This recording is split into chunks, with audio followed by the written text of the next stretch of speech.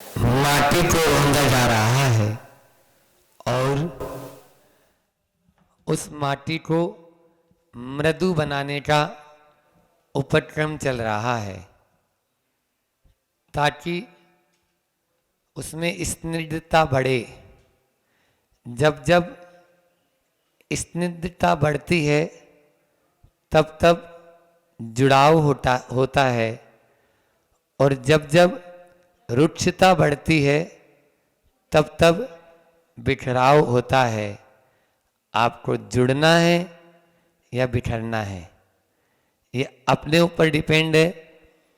जुड़ाव के लिए स्निग्ध होना जरूरी है, चिकनापन होना जरूरी है। आप लोग लाडू बनाती हैं और जब लड्डू कब बनता है, जब उसमें कुछ गीलापन हो, बिल्कुल भुरभुरा सा सूखा होगा, सौंफ का लड्डू बनता है ना, तो फिर टूट जाता है।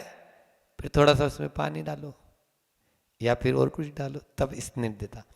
ऐसे ही यहाँ पर शिल्पकार स्निग्धता के माध्यम से उसमें बढ़ाना चाह रहा है माटी में, ताकि उसके सारे दोष दूर हो जाए। तो बात चल रही थी स्निग्धता की। स्निग्धता होती है तब ही जुड़ पाता है।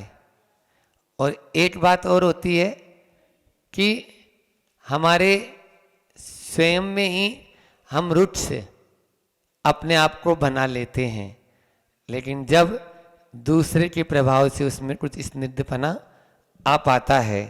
यहाँ पर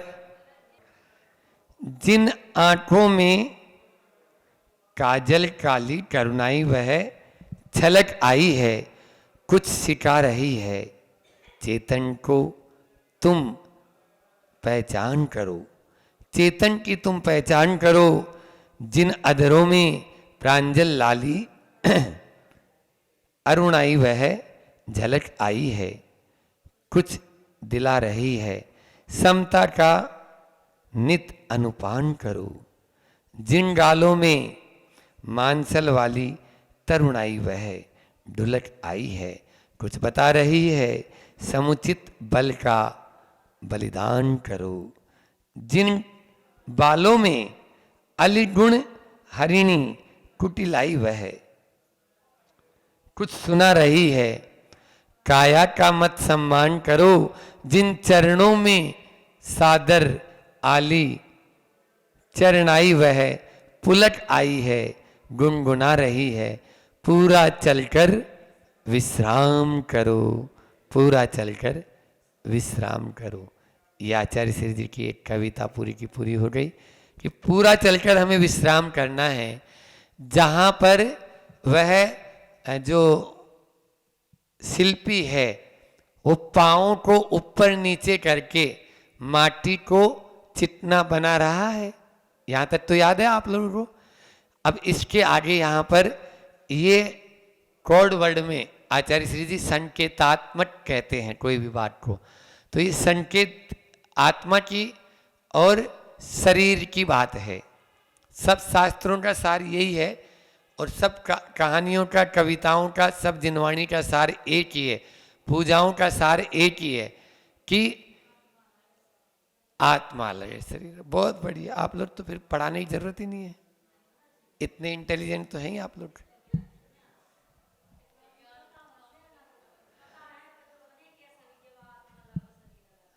जिन आंखों में काजल काली करुणाई वह छलक आई है, ये बताओ। कल मैंने कहा था लेकिन आप लोग थे नहीं, इसलिए फिर दोबारा ले रहे हैं इसको। तो हाँ ठीक है, तो इस शरीर में आंखें हैं या नहीं है? हाँ बहुत बढ़िया। कान है या नहीं है? सब है। तो आप आंखों से देख रहे हैं? आंखों से देख रहे हैं? हाँ मैं उत्तर दे ना पहले तो। कानों से सुन रहे हैं? क्यों रूबी दीदी सुन रहे हैं ना अभी मेरी बात? और मुख से बोल रहे हैं? नासा से गंध ले रहे हैं, सब कुछ हो रहा है, ठीक है। लेकिन ये सब इंद्रियां मुर्दे में भी है। आंखें हैं या नहीं है वो देख रहा है क्या? बस इस पूरी कविता का सार यही है, ठीक है ना। कान है या नहीं उसके?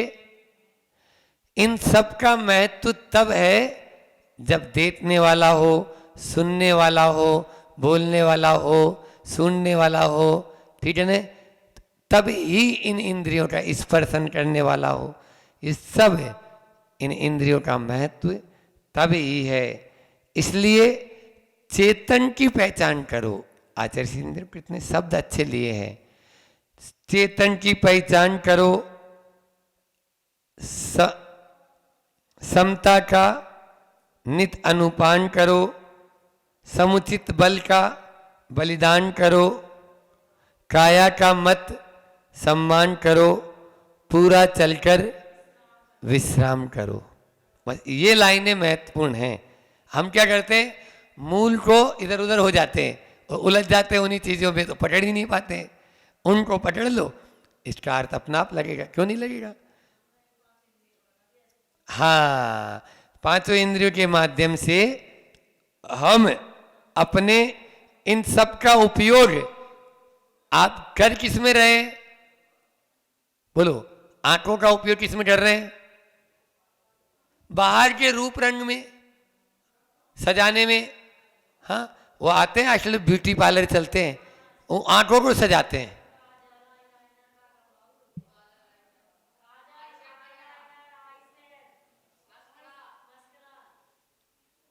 हम नहीं जानत तो जे अलग पूरे वही सजाने में संवारने में। हाँ ठीक है, तो ये सब हमें बता रहे हैं, सुनो तो, लड़ो नहीं। ये सब बता रहे हैं कि हमें इनमें उलझना नहीं है। अपन को एक भजन आता है, तूने अजब रचा भगवान। अब इसमें आते ने, आंख दिए तुझे दरस करने को। अब दूसरे में काम में ले रहे हैं तो गड़बड़ हो जाएगा। ये माइक वाले भैया भी हंस रहे हैं, मतलब ये भी चलाते होंगे। हाँ, सुना है ना तुमने भी। तो इन चीजों में आप देख लिए ना, पाँव मिले तुझे ये करने को, तो उनमें ही काम लेंगे तो ठीक रहेगा, अन्यथा नहीं। और सुनो, और छोर कहां उत्सत्ता की, तीर तट कहां गुरुमत्ता का। जो कुछ है प्रस्तुत है, अगर अपार राशि को एक कणिका बिंदु की जलांजलि सिंधु को, वह भी सिंधु में रहकर ही। यूं कहती कहती मुदिता माटी की मृदुता, मौन का घूंघट मुठ पर लेती है। मौन का घूंघट मुठ पर ले लेती है। कौन? माटी। माटी मौन हो जाती है। वह शिल्पी की उस महासत्ता को प्रणाम कर रही है, उस आत्मा को प्रणाम कर रही है। उसी के माध्यम से, जिसका कोई और छोर नहीं है। जैसे समुद्र होता है, उसका कोई और छोर होता है? नहीं है। सागर खूब दूर तक देखो, जहां देखो वहीं। इसी प्रकार से महासत्ता उस आत्मा का है। पूरा चलकर विश्राम करो, इस पंक्ति ने शिल्पी के चेतन को सचेत किया। आप लोग चेतन तो है लेकिन सचेत नहीं है। क्या बोला हमने? सचेत किसको बोलेंगे? बोलो सुबी, सचेत किसको बोलेंगे? भाई सचेत का मतलब चेतन से सहित। तो आप चेतन से सहित है या नहीं है? आचार्य श्री जी तो बोल रहे हैं चेतन तो है लेकिन सचेत नहीं है।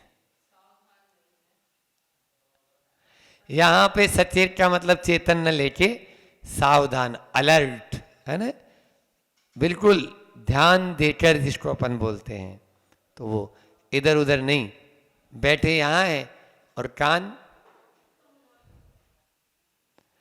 और मन को मत डाला, पूरी स्फूर्ति आई तन में, जो शिथिल श्लथ हो आया था।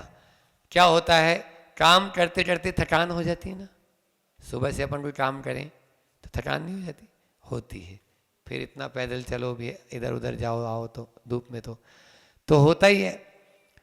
तो जब कोई झकझोर देता है, कोई ऐसी बात सुना देता है, तो अपना आप ही सारी थकान दूर हो जाती है। ऐसे ही शिल्पी बिल्कुल वापस से एक्टिव हो गया।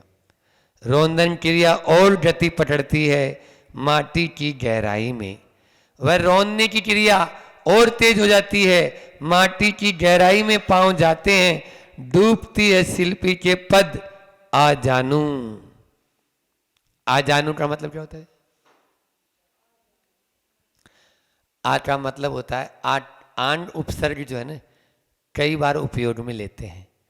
तो तक यानी में भी लेते हैं, वहां तक, जैसे अपन उसमें आता है वैडूर्य श्रीकामणि, वो जो पर्वत बने हुए हैं वहां तक, या मानुसोत्तर पर्वत तक, उसमें भी आंग उपसर्ग है।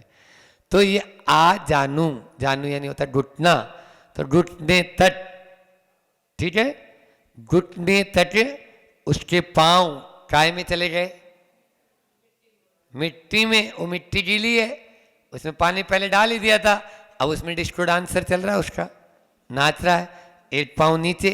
नाचने का मतलब यही होता है, नृत्य। थोड़ा सा पांव में घुमाव कर दो तो नाचना हो जाता है। पुरुष की पुष्ट पिंडलियों से लिपटती हुई प्रकृति माटी, सुगंध की प्यासी बनी चंदन तन, लिपटी नागिन सी। चंदन के वृक्ष के ऊपर सांप देखा, मंदिर के पीछे चंदन को वृक्षा, आपके इधर है पीछे वाले मकान में चंदन का पेड़ है ना, तो वहां पर वो भी है। अच्छा, हाँ नहीं है, ठीक है। तो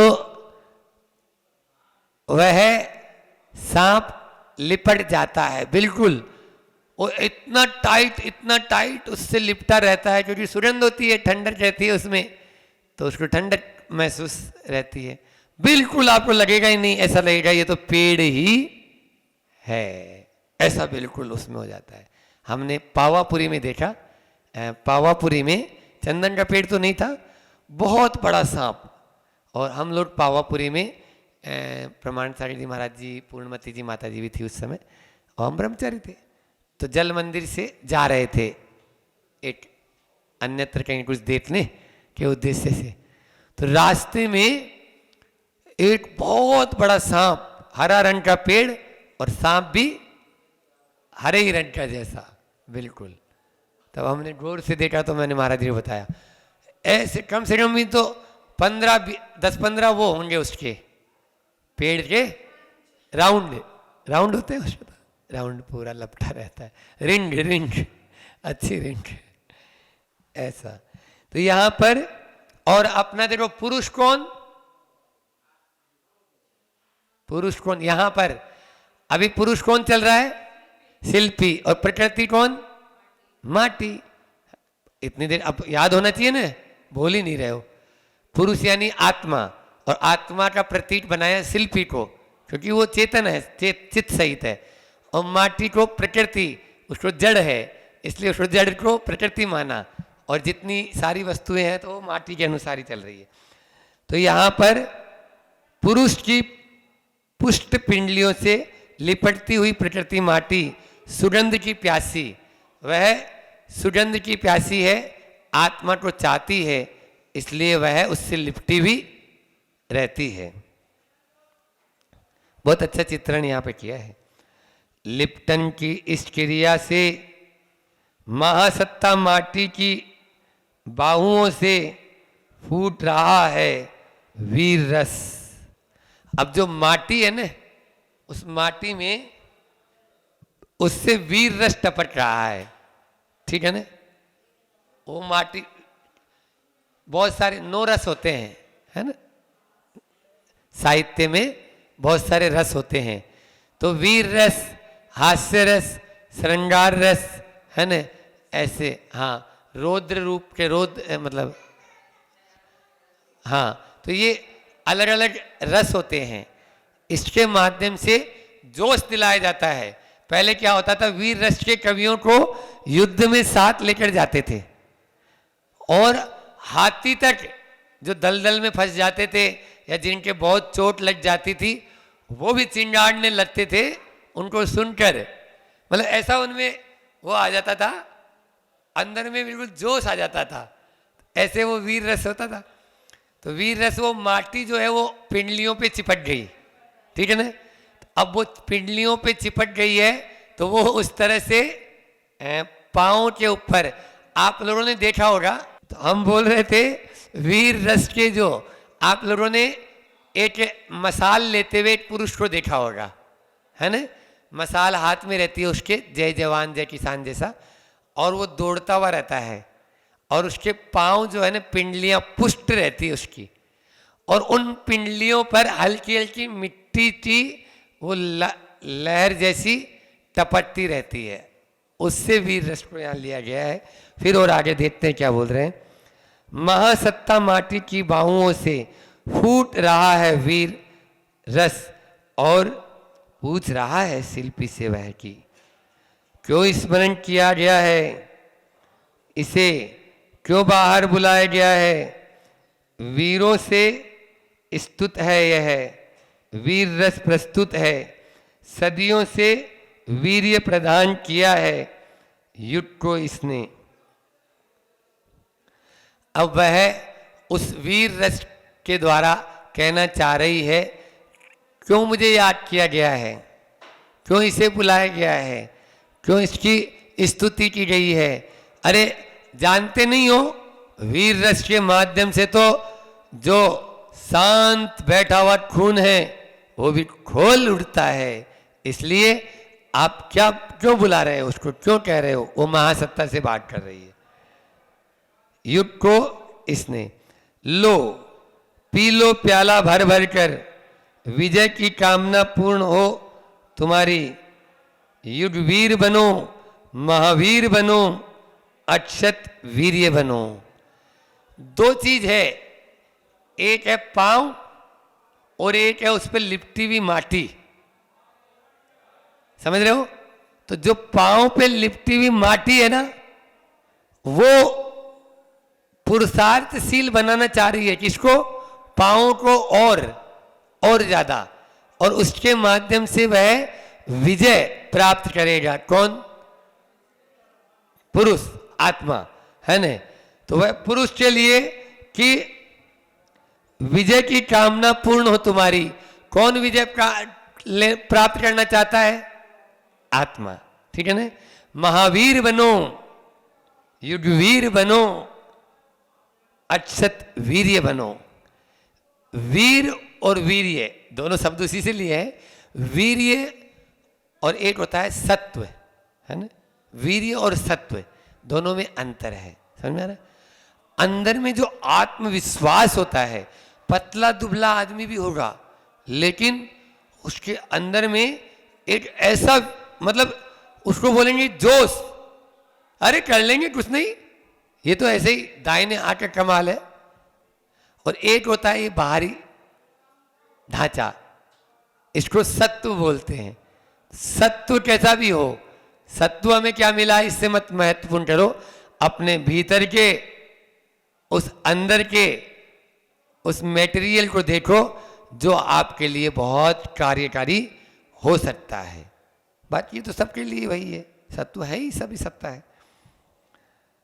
अब शिल्पी का वीर्य बोलता है वीर रस से कि तुम नशे में बोल रहे हो, इस विषय में हमारा विश्वास दृढ़तर बन चुका है। आत्मा तो बोलेगी ना, आत्मा यही बोलेगी, मेरा विश्वास तो पहले से ही ठोट पीन के, मैं तो मजबूत हूं। कोई दूसरा परीक्षा लेना चाहे तो हम क्या बोलते, नहीं नहीं मेरा त्याग है, मैंने कौवे का मांस त्याग कर दिया है। खदिर साल भील बोल रहा है, मैं नहीं चाहूंगा तो नहीं चाहूंगा। पत्नी बोल रही मैं विधवा हो जाऊंगी, तू मर जाएगा तो हो जाओ विधवा, मैं नहीं खाऊंगा। बोल दिया मैंने, तू विधवा हो चाहे सधवा, इससे कोई मतलब नहीं है, लेकिन मेरा त्याग हो चुका तो हो चुका। समझ में आ रहा है? तो ये तो वो वीर रस, उस वीर रस को चुनौती दे दी। वो जो बाहर में आया था ना उसको बोलने, समझा ने, उसी को बोल दिया मेरा विश्वास तो पहले से ही दृढ़तर है। तम तर आता है ना, तर और ऊपर का होता है good better best, good better best. तो यहां पर गुड और बेटर की बात नहीं है, और थर्ड बेस्ट हो जाता है। ऐसा ये संस्कृत में भी चलते हैं ये तरतम वाले वाक्य। वीर रस से तीर का मिलना कभी संभव नहीं है, और वीर रस से पीर का मिटना त्रिकाल असंभव। वो उसी को जवाब दे दिया। वो जो शिल्पी था आत्मा थी, वो आत्मा से बोली ए सुन ले, तुम्हारे इस वीर रस से कुछ नहीं, वीर रस तो बहुत किताबों में भरा पड़ा है, जब तक अंदर का वीर्य खोलेगा नहीं तब तक क्या होगा। मैं भी अभी आप लोगों को खूब बोल रहा हूं, या मान लीजिए आप देख भी रहे या और भी उपदेश सुनी रहे ना, तो वो तो लिखा ही है ना, भरा पड़ा है। उससे उस वीर रस से काम होने वाला नहीं। बोले उससे तुम्हारा कभी भी तीर, संसार का तीर यानी किनारा मिलने वाला नहीं है, और संसार की पीड़ा, पीर है ना, भव रोग, ये मिटने वाला नहीं है। तो ये इस वीर रस से मिटने वाला नहीं। हाँ ये एक निमित्त है, इसके माध्यम से उठसाया जा रहा है, तो सामने वाले का यदि उठ वो बन जाएगा तो हो जाता है, वो होता भी है। लाखों करोड़ों में से एक निकलता है भड़बूंजे की भांति। समझ में आ रहा है? वही सोचकर उपदेश होता है, वही सोचकर उपदेश होता है। ऐसा थोड़ी है कि जो जितने सुन रहे हैं उतना पूरा का पूरा ग्रहण हो रहा है, उतना पूरा का पूरा पालन हो रहा है, नहीं हो रहा। लेकिन फिर भी उसका एक अंश या एक व्यक्ति, किसी व्यक्ति विशेष को हो सकता है, अपन लोग यहाँ बैठ के सुन रहे हैं, अपने अंदर में नहीं वो परिणाम हो पा रहे हैं, और बाहर यदि कोई जैनेतर है और वो सुन रहा हो सकता है वो अपना कल्याण कर ले, कर ही लेते हैं, कर ही लेते हैं। इस प्रकार समोसरण में जाने के बाद कल्याण नहीं हुआ। और उस चोर का क्या नाम था, महावीर, जो जिसके पिताजी ने बोला था बेटा महावीर की वाणी मत सुनना, कान में वो कांटा चुभता है, देवों की परछाई नहीं पड़ती और देवों की पलकें नहीं झपटती। एक वाक्य ने, अंजन चोर के साथ में एक और चोर आता है ना, विद्युत है, नहीं इसका भी नाम आया है शायद, नहीं है क्या? अच्छा ठीक ठीक ठीक है। लेकिन ये एक वाक्य ने, एक वाक्य ने समोसरण वाले रह गए, और वो दो चोर छाड़ के पहुंच गया समोसरण के पहले अपने आप में। आग का योग पाता है, शीतल जल भी वह, सने सने जलता जलता उबलता भले ही, किंतु सुनो धधकती अग्नि को भी नियंत्रित कर बुझा सकता है उसे। पानी कितना भी गर्म हो जाए लेकिन वह आग को बुझाने की क्षमता तो रखता ही है। इसलिए इस कारिका का अर्थ ऐसे भी लगाते हैं, दंसन भट्टा भट्टा, है न, दर्शन से जो भ्रष्ट है वही भ्रष्ट है। आपने एक बार चारित्र का अंगीकार कर लिया है तो आप कभी भी वापस से अपनी निंदा गरा करेंगे, प्रायश्चित करेंगे और हाथ पे हाथ धर के बैठेंगे, केवल ज्ञान को प्राप्त करने में टाइम नहीं लगेगा। इसलिए चारित्र व्यर्थ नहीं जाएगा, ऐसा मत समझ लेना। ठीक है, कर्म के उदय से हो सकता है स्खलन संभव है, होता है, तो इसका ऐसा भी। तो यहां पर पानी कितना भी गर्म हो जाए वो विभाव परिणति है, उसकी स्वभाव नहीं है, लेकिन फिर भी आग को तो बुझाएगा, ये तो देखो। इसलिए बहुत अच्छा, तो आग का योग पाता है शीतल जल भी, वो शीतल जल धीरे धीरे धीरे धीरे गर्म होते होते गर्म हो जाता है, ठीक है ना। जल का स्वभाव शुद्ध है, शीतल है, शांत है, लेकिन जल की तरह है आत्मा, फिर क्यों अशांत है। तो हमारे अंदर में विभाव परिणति है, लेकिन कभी भी हम यदि कोई भी नियम ग्रहण कर लेते हैं, कुछ भी ले लेते हैं, तो आत्मदृष्टि जाने में समय नहीं लगता है। वह कब वो संस्कार आपके काम आ जाएंगे कोई पता नहीं। आज की बात सुनी हुई, आप देखो 10 बहु पहले राजा श्रेयांस ने आहार दिया था, बोलो अच्छे अच्छे धरे रह गए, अच्छे अच्छे धुरंधर रह गए। चक्रवर्ती था, अवधिज्ञान नहीं था क्या उसको, सौधर्मेंद्र था अवधिज्ञान, ब्राह्मी सुंदरी थी, क्या संयमी नहीं थी, क्या व्रती थी, बोलो व्रती के यहां नहीं गए, अव्रती के यहां गए। कैसे पक्षपात करते हैं बताओ। अयोध्या में नहीं गए, हस्तिनापुर में गए। अयोध्या में नहीं हुआ उनका, यहां तो एक गली से दूसरी गली में जाते ही पसीना आ जाता है लोगों को। हुआ और एक आध महीना नहीं दीदी, हाँ सुनो तो, देखो तो, करो तो, अपन माने तो तब तो। पहले जो आहार दान दिया था वो स्वप्न में आया। आज आप जो पढ़ रहे हो ना, ये भी मूठ माटी, हो सकता है कि इस बहु में कब काम आ जाए अपना। ये संस्कार है, संस्कार है। हम पूर्व बहु में ऐसे ऐसे पढ़ रहे थे मूठ माटी में, आचार्य श्री ने ऐसा ऐसा लिखा है, बस एक शब्द में वहां देवलोक में भी अपना कल्याण होते टाइम नहीं रहेगा। तो इस प्रकार से किया हुआ। यहां पर यही चीज आचार्य श्री जी कहना चाहते हैं कि सुनो, धधकती हुई आग है, बिल्कुल उबल रही है, उसको भी नियंत्रित कर सकता है वो उबलता हुआ पानी, और इतना ही नहीं उसको बुझा भी सकता है पूरा। परंतु अब आगे कुछ और कहना चाह रहे हैं। वीर रस के सेवन करने से तुरंत मानव खून खूब उबलने लगता है, काबू में आता नहीं। वह सही बोल रहे। दूसरों को शांत करना तो दूर, शांत माहौल भी खोलने लगता है। अभी बाजना में देखने को मिल ही रहा है आप लोगों को, सब वीर रस के यहाँ पे कवि है, एक दूसरे को वो जरा सा सुर्खी छोड़ना है, उनको एक शब्द बोलना है। अभी मैं थोड़ी देर पहले, तुम चुप तो रहे, अपन को बोलना ही नहीं ना, क्यों बोलना।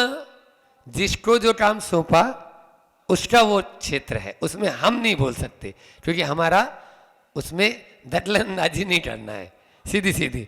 नहीं महाराज जल्दी हो जाएगा, वीर रस है वो, तो वीर रस में काम करेंगे, ऐसी जल्दी काम की नहीं। इसलिए वीर रस के सेवन करने से तुरंत, आप देखो ये जितने भी मिलिट्री में जो होते हैं ना इनसे बात करके कभी देखना, वो मतलब मिलिट्री में जो होते हैं वो सीधे मुंह तो बात ही नहीं करेंगे, सीधे मुंह तो बात ही नहीं करेंगे। पुलिस में भी ऐसे होता है, लेकिन फिर भी वो तो आपसे रिश्वत वगैरह ले लेंगे, तो उसमें थोड़ी घूस वगैरह चलती है और चलती है। लेकिन मिलिट्री में ये सब चलता ही नहीं, कोई किसी की तरफ आंख उठा के भी नहीं देखते वो, हाँ कभी नहीं देखते। जब उधर मुर्शिदाबाद जा रहे थे तो उपसर्ग हुआ भयंकर, और प्रमाण सागर जी को लेके निकले, तो दूसरे दिन 50 गाड़ियाँ, मिलिट्री की 50 गाड़ियाँ और कम से कम 500 जवान, पूरी छावनी बना दी। पूरा कॉलेज, जिस कॉलेज में महाविद्यालय में रुके थे, पूरा छावनी, और वो तो अलग चलेंगे 500 तो, और हमारे दोनों तरफ इधर भी 30-40, यहाँ तक घुटने तक वो पहने हुए जूते, उनके जूते भी यहाँ तक होते हैं। आरपीएफ, रैपिड एक्शन फोर्स बोलते हैं उसको। किसी की तरफ नहीं देखते वो, न किसी को देखते। तो हम जहाँ आहार होना था, वहाँ जिस नगर में जाना था, तो वहाँ नगर क्या था, गांव था, उसमें तो एक बैंक था। उस बैंक के बाहर कुछ रोड के ऊपर गाड़ियाँ खड़ी थी, मतलब 2 व्हीलर लाइन से, स्कूटर, मोटरसाइकिल, साइकिलें, ये सब खड़ी थी। वो पहले जो गाड़ी गई थी जो मिलिट्री की, उसने बोला होगा भाई ये सब हटा लो, आज बहुत बड़े संत आ रहे हैं जिनके साथ में गले से हुआ था। तो पूरे, और पीछे पूरा जब वो चल रहा है, पूरा का पूरा माहौल, पूरी मिलिट्री एक साथ, तो वो नहीं हटाए। हम देख रहे हैं हमारी आंखों के सामने सामने एक व्यक्ति मिलिट्री का, वो आगे जो जवान चल रहा है, एक लात मारा एक बाइक पे, वो सारी की सारी बाइक गिराता हुआ चला गया। 200-300 बाइकें थी, पूरी लाइन की लाइन, वो सब की सब उसने गिरा दी। हम बोलना चाह रहे हैं भैया तुम हम क्या कर रहे हो ये। महाराज जी बोले ए कुछ नहीं डरते, तो चुपचाप चला भी, अपन को कुछ भी बोलने का मना है, अपन कुछ भी नहीं कर सकते हैं, जो ये लोग करें ये इनकी ये जाने, अपन को कुछ भी नहीं, अपन को तो बस सीधे सीधे चलना है, और जहाँ ये लोग बोलेंगे वहाँ बैठना है बस जाके। बस वो लोग जहाँ पहले से उन्होंने जाके प्रधानमंत्री की जैसे व्यवस्था होती है ना, पहले से जो उन्होंने बोला, कम जैसे गेट में हम दोनों तीनों एंटर हुए, छुल्लत जी थे, तीनों एंटर हुए, एक आदमी भी एंटर नहीं हो सकता, कोई भी नहीं, कपड़े वाला कोई भी, चाहे जैन हो चाहे अजैन हो चाहे कोई भी नहीं, उसमें किसी तरह का प्रवेश नहीं, और चारों तरफ घेर के वही वो खड़े रहे। 1-2 दिन में तो हम लोग ऐसा दम घुटने लगा, ये क्या हो गया है, अब क्या करेंगे, बिल्कुल बहुत परेशानी, मतलब एक एक काम के लिए हम मोहताज हो गए कि न तो हम बाहर जा सकते न अंदर आ सकते हैं।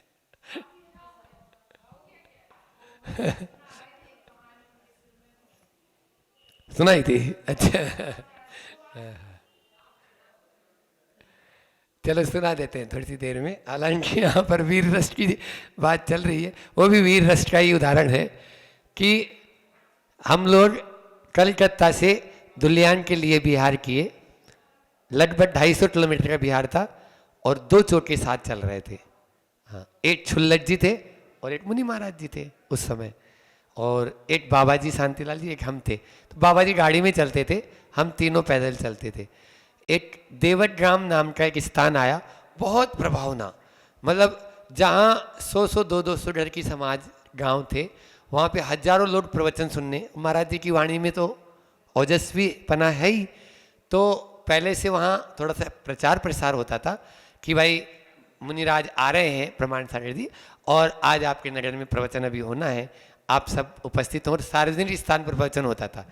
वहाँ प्रवचन किया और प्रवचन करके आगे बढ़े, प्रवचन किया, आहार लिया, प्रवचन हुआ सुबह, और आगे बढ़े दोपहर की सामायिक के बाद में। अब सामायिक के बाद आगे बढ़े तो हमारे साथ में 4-1 की गार्ड थी, 4-1 के मतलब 4 पुलिस वाले थे, राइफलधारी थे, वो गवर्नमेंट की तरफ से थे। उस समय प्रणब मुखर्जी कलकत्ता के पश्चिमी बंगाल के मुख्यमंत्री थे, और पश्चिमी बंगाल में हमारा बिहार चल रहा था, और आगे आगे और पुलिस की गाड़ी चलती थी थोड़ा हमसे 1-2 किलोमीटर आगे, और उसके साथ में ही एक ठेला चलता था जिसमें माइक लगा हुआ था और कुछ पोस्टर रखे हुए थे कि मुनि महाराज जी दिगंबर मुनि की चर्या कैसी होती है ना, ये सब कुछ। तो आगे गए तो एक छोटा सा गांव था देवग्राम से लगभग 7-8 किलोमीटर, जहाँ प्लासी का युद्ध हुआ था, हमको 13-14 किलोमीटर जाना था उस दिन।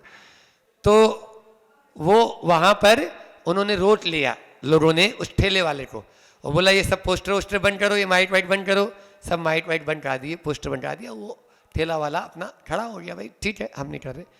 और उसको जैसे पुलिस पहुंची तो पुलिस ने देखा कि यहाँ पर ये लोग सब सही नज़र नहीं आ रहे और बाबा पे उपसर्ग न हो जाए, वो लोग तो जानते ही थे। तो मेरे पास में वापस लौट के आए हम लोगों के पास में, और धीरे से मेरे से बोले कि बाबा आगे जो है कुछ लोग लाठियाँ वगैरह और ये लिए हुए हाथ में खंजर वगैरह है, तो अपन थोड़ी देर यहीं रुक जाएं, बात करते करते चल रहे अभी भी हम, तो अच्छा रहेगा। हमने फ़ोन कर दिया अपनी जो मेन ऑफिस है, अपना जो सेंटर है, वहाँ से मिलिट्री की गाड़ियाँ या पुलिस की गाड़ियाँ और आ रही है, तब तक अपन वेट कर लें।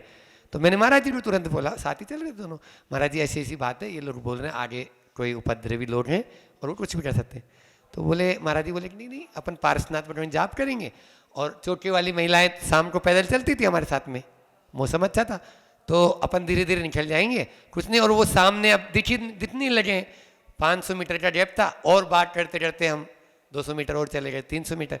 तो बोले यहाँ खड़े होंगे तो वो लोग यहाँ दौड़ के आ जाएंगे, तो अपन यहाँ खड़े ना होके अपन आगे चलते हैं। आगे चलने के लिए हुए तो बस उन्होंने एक ही बात बोली महाराज जी ने, कोई जवाब नहीं देगा और मैं बोलता हूँ जो माला आप लोगों को दोहराना है। और आगे महिलाओं को कर लिया, 8-10 महिलाएं थी, उनको आगे कर लिया, हम लोग पीछे हो गए, और हम उसके पीछे छुल्लट जी और मतलब साथ और जो लड़के लोग जो चल रहे थे 15-20 लड़के थे वो हो गए। और ओम ह्रीम हरम श्री पार्षना जिनेन्द्राय नमो नमः कि जाप करते हुए चले। हम निकल भी गए, जहाँ 50 लोग देखे थे वहाँ 2000 लोग आ गए मुसलमान, और सबके हाथों में हाकी हंटर, यहाँ पूरी बेल्ट से ये पूरा लाल कर दिया था हमारा ये पूरा गला, ऐसे बेल्ट से इतना खूब मतलब खींच, लेकिन हमने महाराज जी को नहीं छोड़ा। महाराज जी को बिल्कुल पकड़ के रखे, पूरा रख के रखे कि महाराज जी को कुछ भी नहीं होना चाहिए, अपना कुछ भी हो ये अपन देखेंगे।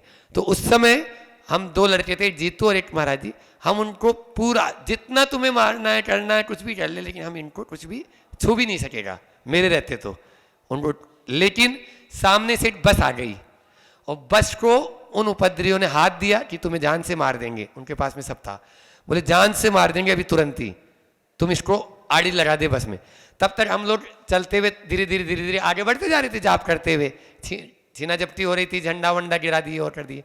अब वो बस आड़ी हो गई तो अब हमारे पास सीधा जाने का चारा नहीं मिल रहा था, तो हम बस के किनारे किनारे निकल जाएंगे अपन।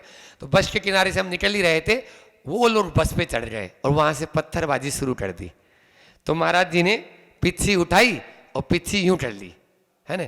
1-2 पत्थर इधर उधर लगे तो कोई फर्क नहीं पड़ा, लेकिन एक मोटा पत्थर था बहुत बड़ा, काफी बड़ा, वो यहां लगा बिल्कुल सेंटर में पत्थर सिर पे, और सीधे खून की धारा शुरू हो गई महाराज जी को। अब हमें तो उतना वो कुछ नहीं, लाल वाल पीला वो तो सब सहन कर रहे थे, लेकिन महाराज जी को जो खून बह गया, पहले मैंने अपना हाथ लगाया, लेकिन हाथ भी पूरा लाल और वो तो पूरी पीठ उनकी। तो मैंने अपना दुपट्टा लिया, उसको 3-4 फोल्ड किया ऊपर वाला, और दुपट्टा ही पहनता था, बनियान पहनती नहीं, दुपट्टे को मैंने सिर पे लगा दिया उनके, और दुपट्टे को लगा के सिर पे कि थोड़ी देर खून तो बंद रहेगा। और मैंने लड़का था जीतू, मुझे जीतू हाथ पकड़ा, जैसे मूर्ति उठाते हैं ना हम लोग, कई बार मूर्तियां उठाई उस समय, तो कोई भी भारी चीज होती है आप 2 जने हाथ पकड़ लो और उस पर रख लो, फिर आपको कोई वजन नहीं लगेगा। उसका हाथ मैंने पकड़ा, बोले महाराज जी कोई चारा नहीं है मेरे पास में, आप इस पे बैठो। हम महाराज जी को अपने हाथ पे बैठाए, महाराज जी हम दोनों के हाथ पे उस पे बैठ गए, और हाथ पे बैठा के हम ऐसे उड़ गए दीदी, 1 किलोमीटर तक हम लगातार बिना रुके उड़ते हुए चले गए जमीन से ऊपर, ऐसा समझ लो इतना। वहां पर बहुत तेजी से, बिल्कुल कोई किसी को देखना नहीं, किसी से बातचीत नहीं, किसी की सुनना नहीं, कोई साथ नहीं, केवल हम 2 थे बस, वो था। सामने से साई साई साई करके वो जो गाड़ियां आई, तो उन गाड़ियों के माध्यम से पहली गाड़ी रुकी हमारे पास में, तो महाराज जी तो मौन थे उस समय। मैंने बोला हमारे बहुत सारे साथीगण वहां फंसे हुए हैं आप लोग, तो एक साथ कम से कम 25-30 गाड़ियां मिलिट्री की वो तुरंत वहां पहुंच गई जहां पर थी। और हमने बोला हम सेफ हैं, हमारे छुल्लट जी अभी वो, और एक छुल्लट जी को भी शरण किसने दी, एक मुसलमान ने। एक दर्जी था, उस दर्जी का शटर था, मतलब दुकान, ये जो क्या बोलते हो आप लोग, टपरा सा होता है ना, लकड़ी का जो क्या होता है खोटा, गुमटी जैसी थी। तो उस गुमटी 3-4 दुकानें थी रोड पे, वही गुमटियां, तो एक शटर था उसमें। उन्होंने जल्दी से वो छुल्ले जी का हाथ पकड़ के उनके कपड़े खोलने जो आतुर थे वो, और उनको बोल रहे हैं कपड़े पहनो, बस यही उनका चल रहा था, मतलब वो सिर फिरे थे, उनको बंद कर लिया उन्होंने। एक बाबा था, उस बाबा ने बंद कर लिया वो शटर, बोले जब शटर ही बंद हो जाएगा तो अपन दोनों ही रहेंगे, वो भी बाबा और छुल्लट जी भी, और कोई नहीं बाहर में होता रहा। जब वो मिलिट्री आ गई तो सभी बच गए, फिर उनको सेव करके धीरे धीरे सब आ गए। फिर महाराज जी को भी कर्चा लगाया। तब तक जहाँ प्रवचन किए थे वो हिंदू ग्राम था, देवग्राम, और देवग्राम के लोगों को मालूम चल गया कि बाबा के साथ में ऐसा हो गया है। तो वो लगभग शाम को हम लोग पहुँचे 6 बजे। उसके बाद में हमने कर्चा लगा के थोड़ा सा उनको हल्दी का और घी का वो ठीक किया, उसको इतना तेज पूरा फट चुका था सिर। तो उसके बाद में महाराज जी तो फिर भी अभी पत्रकार और ये सब नीचे थे कि हम पत्रकार आ गए, इलेक्ट्रॉनिक मीडिया, प्रिंट मीडिया वाले, और ये सब उनका इंटरव्यू लेना चाहते थे, लेकिन मैंने बोला वो तो कुछ नहीं बोलेंगे अभी। फिर बाद में महाराज जी को बार बार बोला, तब महाराज जी ने इतना ही बोला, उनका अज्ञान था, मेरी तरफ से उनके ऊपर कोई वैर विरोध नहीं है, और मैं तो सबको क्षमा करता ही हूँ, और वो भी क्षमा के पात्र हैं। वो कभी भी इस प्रकार का कुछ भी नहीं, उनका ये अपना अज्ञान रहा है, तो इसलिए मेरे प्रति, उनके प्रति कोई भी मेरी भावना नहीं है। फिर भी वो रात में 11 बजे फिर आके बोलते हैं कोई को तो गिरफ्तार करना ही पड़ेगा, FIR दर्ज कराओ। तो 2-3-4 लड़के अपने गए, उन लोगों ने FIR दर्ज कराई, तो वहाँ से 50 लोगों को अरेस्ट किया उस गांव से। उनमें से फिर 5 लोगों की आंखें चली गई थी, बाद में ऐसा सुनने में आया। और जिस गांव में हम रुके थे, जिनको बंद कर दिया था जेल में, तो उनका अब क्या पता कैसे अपना आप ही उनको जो भी जैसा भी रहा हो, तो मतलब ज्योति नहीं रही उनकी। और फिर ये जो अपना था क्या नाम है देवट ग्राम वाले, ये लोग बोले पूरी भीड़, वो तो वहाँ पे तो हजारों लोग हो गए, हजार। तो वो लोग बोलते हैं हमें बाबा के दर्शन कराओ, नहीं तो हम सारा का सारे गांव को ही जला के राख कर देंगे, उस गांव में कोई नहीं बचेगा। रात में 11 बजे तक महाराज जी ने दर्शन दिए, पुरुष और महिलाओं को कतारबद्ध तरीके से। दोनों तरफ पुलिस की लाइन रहती थी, बीच में से एक गेट से निकाला और दूसरे गेट से, और महाराज जी छत पर जैसे आचार्य श्री जी बैठते हैं वैसे बालकोनी में तटत लगा के वहाँ बैठवाया टेबल के ऊपर, और 1-1.5 घंटे तक उनको दर्शन दिए सब लोगों को। तब जाके वो संतुष्ट हुए कि नहीं बाबा बिल्कुल सलामत और ठीक है। तो ये मतलब बहुत बड़ी अनहोनी जैसी थी, लेकिन वो टल गई और उन लोगों को भी फिर सबक रहा। हालांकि पूरे बंगाल में या कलकत्ता में या कहीं पर भी कहीं से कहीं तक कोई वो नहीं रहा, ये थोड़ा सा एक जो है हुआ। नहीं तो महाराज जी ने उस बंगाल में, जिस बंगाल में मुनि महाराज को नग्न विचरण करने के लिए प्रतिबंध लगा रखा था, कभी पूरे नग्न रूप से आप बाहर नहीं जा सकते कलकत्ता में, लेकिन वो केवल मार्ग प्रमाण सागर जी महाराज ने खोला था। प्रमाण सागर जी महाराज ने खोला वो मार्ग। उसके पहले कोई मुनि महाराज जी कलकत्ता में स्वतंत्र रूप से विचरण नहीं करते थे, और महाराज जी कहते थे मेरे आगे कोई नहीं चलेगा, सब मेरे पीछे चलेंगे, शांति सागर की तरह। बिल्कुल पहले हम लोगों को जब शुरू में आचार्य श्री जी जब भेजा था, 2006 की बात है ये, तो बेलगछिया में 3 महीने रहे हम लोग, पंच कल्याण करवाए थे और 3 महीने वहां रखा।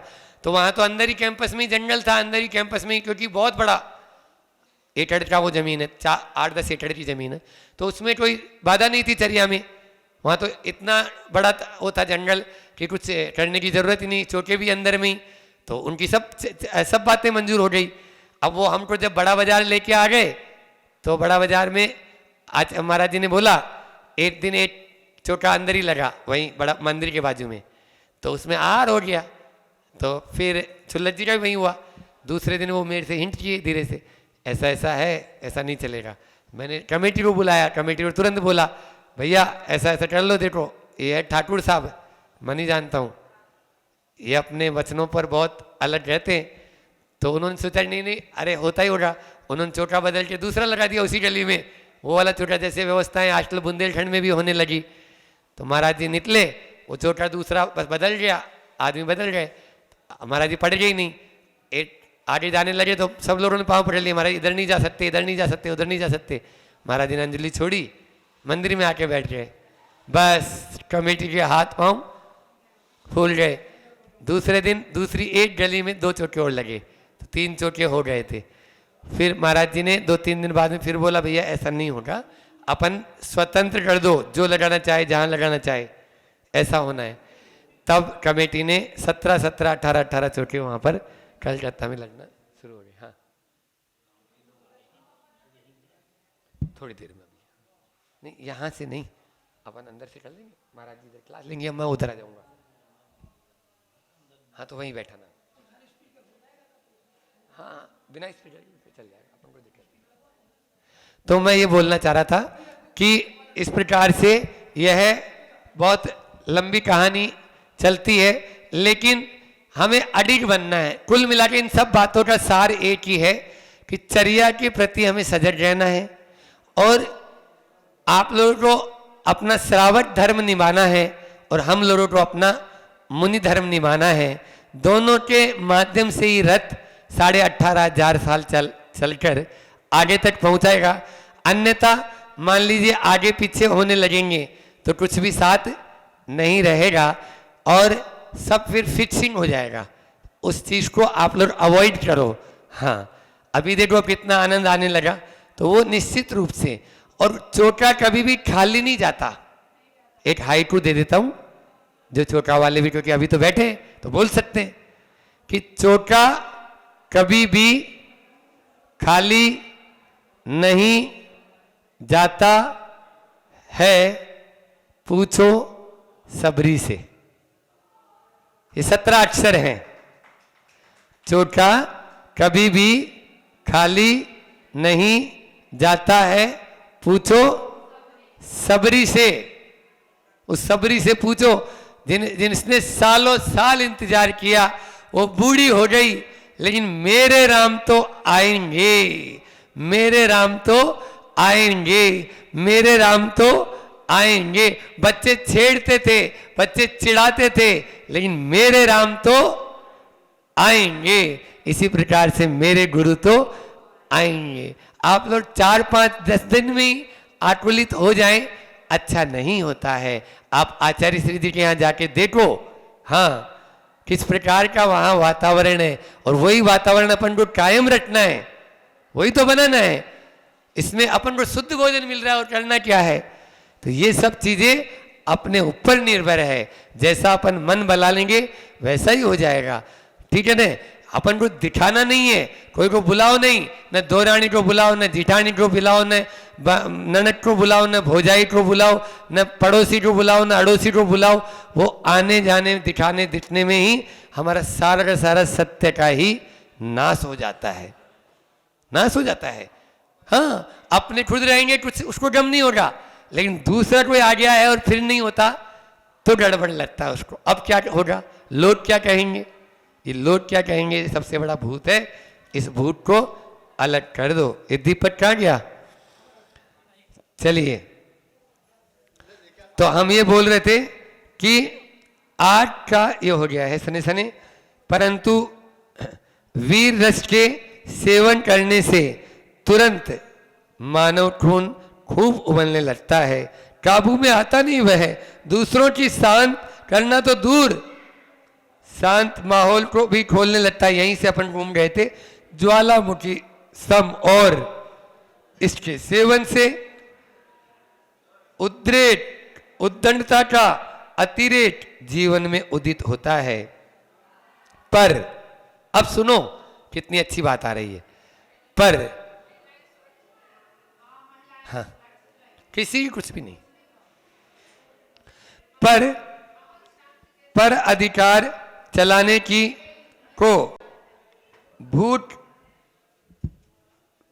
पर अधिकार चलाने की भूत इसी का परिणाम है। बबूल के ठूंठ की भांति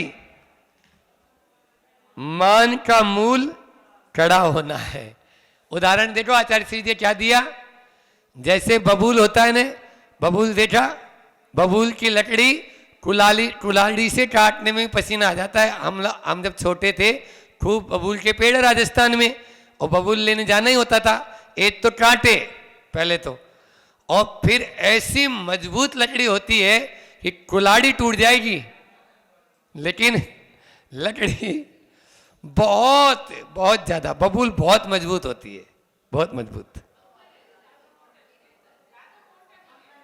हाँ, पतला ही रहता है, लेकिन छोटी सी वो पतली सी लकड़ी भी मतलब वो बहुत हार्ड होती है। जैसे अपने अभी शीशम होता है ना, शीशम में टूल तक नहीं चलते, इतना बड़ा वो शीशम भी बहुत सॉफ्ट नहीं होता। आचार्य श्री जी ने अभी शीशम को इसीलिए लिया, तो ये बबूल है, शीशम है, ये लकड़ियाँ बहुत मजबूत और बहुत सॉलिड होती है। मतलब ये आम की, इनमें दीमक लग जाएगी, बबूल में दीमक नहीं लगती है। कोई भी बबूल का पेड़ देख लेना, आज तक कभी दीमक खाया हुआ नहीं मिलेगा। और बबूल की लकड़ी के पाटे वगैरह जो बनते हैं उनमें भी कभी दीमक नहीं लगती है। तो बबूल की ठूंठ सम, मतलब मान हमारा कैसा होता है, ऐसा होता है, इतना कड़ा मान होता है। यहाँ मान के लिए आचार्य श्री जी राजस्थान में रहे हैं तो उनको सब मालूम है कि ऐसा भी होता है, तो बबूल की ठूंठ सम होता है। मान के लिए सबसे अच्छा उदाहरण बबूल को दिया उन्होंने।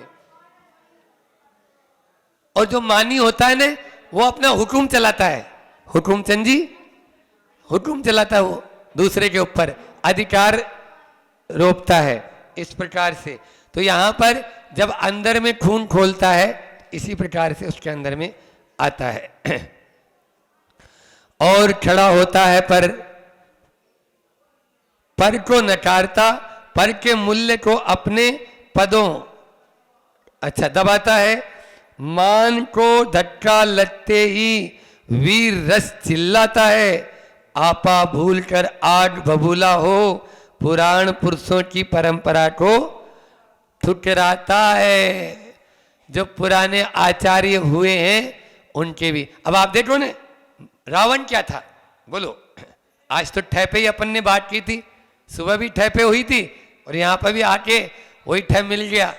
वो तो जो चाहते हैं ना वो चीज मिलेगी। आप जिस पर बात करना चाहोगे वो मिलेगा, वही शब्द मिल जाएगा। गुरु जी ने देखो ठुकराता है। रावण ने विभीषण की बात को ठुकराया। क्यों? बबूल की तरह मानी था, वो मंदोदरी की भी नहीं सुनी। वो इतनी कोमल बिल्कुल काया कि उसकी आंखों में पानी आता है। वो कितनी बार गिरी है रावण के चरणों में, ऐसे बिल्कुल ऐसे फेंकता था उसको, छिटकता था। वो पत्नी तो समझता ही नहीं था उसको। ऐसे आप देखो, और फिर भी वो जा जाके बार बार समझाती थी, हर बार समझाती थी, मान जाओ स्वामी, मान जाओ, मान जाओ। वो कुछ अद्भुत है। लेकिन वो एक बार जिसको ठेस लग जाती है ना, वीर रस वाला है ना, वो चिल्लाता ही है। उसको तो अंदर में खून खोल जाता है उसका। फिर उसके बाद में वो अब ऐसे ही दे दूंगा तो लोग क्या कहेंगे, बस लोग क्या कहेंगे। ऐसे ही सीता को दे दूं, क्योंकि बिना उसके तो वो भोगेगा भी नहीं। उसका व्रत है, जो स्त्री मुझे नहीं चाहेगी मैं उसका उपभोग नहीं करूंगा, और जब तक वो चाहेगी नहीं तो वैसे भी वो दे देता, लेकिन नहीं दिया। यही स्थिति होती है, हर मानी की स्थिति है। यहां पर भी यही बोल रहे हैं। और वो पर के जो मूल्य है ना, उनको अपने पदों के नीचे रोनता है। देखो यहां पर अनुप्रास कितना अच्छा बनाया आचार्य ने कि पर के मूल्य को, पद यानी होता है पांव, अपने पांव के नीचे रोनता है। हाँ, वो उसको कुछ समझता ही नहीं है ना। भले ही 1 महीने पहले अपनी लड़की विदा की थी उसने, तब वो लड़की वाला था। 1 महीने बाद अब बेटे का ब्याह हुआ ना, फिर तो देखो आप लड़की वाले के सामने जाके कैसा होता है वो। अब कुछ नहीं सुनेगा, अब नहीं सुनेगा। वहां पर वो जो है ना, जी जी जी जी जी जी जी हाँ जी जी जी कर रहा था वो, जब बारात आई थी उसके घर के ऊपर। और अब जब लेके गया है तो अब जी जी नहीं, हाँ अब तो अभी चाहिए, इसी समय ये चीज तो चाहिए ही, कहीं से भी लाटो तो। ये स्थिति होती है, पर के मूल्य को समझता ही नहीं। मनु की नीति मानव को मिली थी, वाह बहुत बढ़िया। क्या उसका विस्मरण हुआ या मरण? एक अपने यहां जो कुलकर हुए ना, 14 कुलकर, उसमें मनु भी हुए हैं। मनु जो है, मनु, हाँ कुलकर ही बोलते हैं उनको। कुलकर का उपनाम दूसरा मनु भी है। तो मनु की संतान को ही इसलिए मानव कहा है। और वह मनु ने नीतियां बनाई, तो मानव ने नीतियां बनाई। पहला पद वही हो, मान का मनन हो। अगला पद सही हो, मान का हनन हो। वह भी आमूल भूल न हो। देखो यार, रुकना है, ये ऐसे शब्द होते हैं ना। अब आप चूल नहीं है, आमूल चूल हो, ऐसा बोलते आचार्य श्री जी, तो अपन को रुकने की जरूरत नहीं थी। लेकिन आमूल, फिर इसमें भूलना नहीं। सुनना सुनना, भूल नहीं जाना।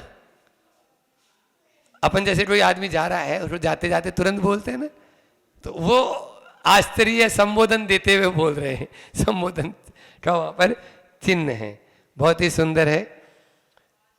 क्या हुआ, जाना उन लोगों को? अच्छा, तो यहां बैठा दो ना, सुन सकते हैं, पीछे बैठा दो। अच्छी बात को सुनना तो अच्छी बात है ना। वीर रस, ये कह देते हैं, थोड़ा सा 2-3 लाइन और है। वीर रस की अनुपयोगिता और उसके अनादर को देखकर माटी की महासत्ता के अधरों से फूटता फिसलता हुआ हास्य रस ने एक ठाठा भरा शिल्पी की ओर। अब देखो ये अलग आ गया, दूसरा प्रकरण आ गया। हाँ, दूसरा प्रकरण आ गया ये। यहाँ पर अपन वहां पर ऊपर जो था ने वो वीर रस का है, समझ आ रहा है, और ये नीचे हास्य रस का आ गया, क्योंकि माटी की एक तरह से आलोचना हो रही थी, भाई तुम क्या है, आत्मा बोल रही मेरे पास सब कुछ है। तो यहां पर यही बोला जा रहा है कि मान को अपन को गलाना है, जो मानी होता है उस मान का मनन हो, मान का हनन हो, तब ही हम अपने उस, लेकिन ये ऐसे उसे ही से काम नहीं चलेगा, सुन रहे हो बुंदेलखंड वालों? हाँ, ऊपर ऊपर से नहीं, भीतर से हो, भीतर से हो। क्या बोला? आमूल। आमूल का मतलब होता है जड़। चाणक्य को देखा आपने? नहीं देखा, सुना? सुना है। उसको कांटा लग गया था। क्या लग गया था? कांटा लग गया था, ठोकर लग गई थी, जो भी समझ लो। तो ठोकर लग गई तो उसने क्या किया, उसको जड़ से निकाला पेड़ को। अभी फिर से उग जाएगा। माँ को बोला माँ छाछ है, हाउ छाछ लिया, दही, और दही लाकर छाछ लाके वहां डाल दी, बोले अब कभी नहीं उगेगा ये। अब ये पेड़ कांटे का, ये बबूल का पेड़ अब कभी नहीं उगेगा यहां पर। कोई भी जैसे पेड़ की जड़ होती है ना, उसका थोड़ा सा भी अंश रह गया तो फिर से उग जाएगा। तो उसको आमूल, मूल के साथ में हटाना जरूरी है। इसलिए आपको उसके माध्यम से वो अब कभी भी किसी को कष्ट नहीं देगा ना। तो इस चीज को अपन को समझना, इतना ही रखते हैं। लोग भी आज और भी आए हुए हैं, ले आओ। भैया कहाँ गए? यहीं ला रहे हैं या वहां लाना है? हाँ, वहीं चले जाते हैं। जावाणी के ज्ञान ते सूजे लोटा लोट, सोवाणी मस्तक नमु सदा दे तुम डोट। हे जिनवाणी भारती तोई जपू दिन रेन, जो तेरा सरना गए सो पावे सुचैन। देव भजू अरिहंत को दया धर्म पालो सदा, नो बार नमोकार।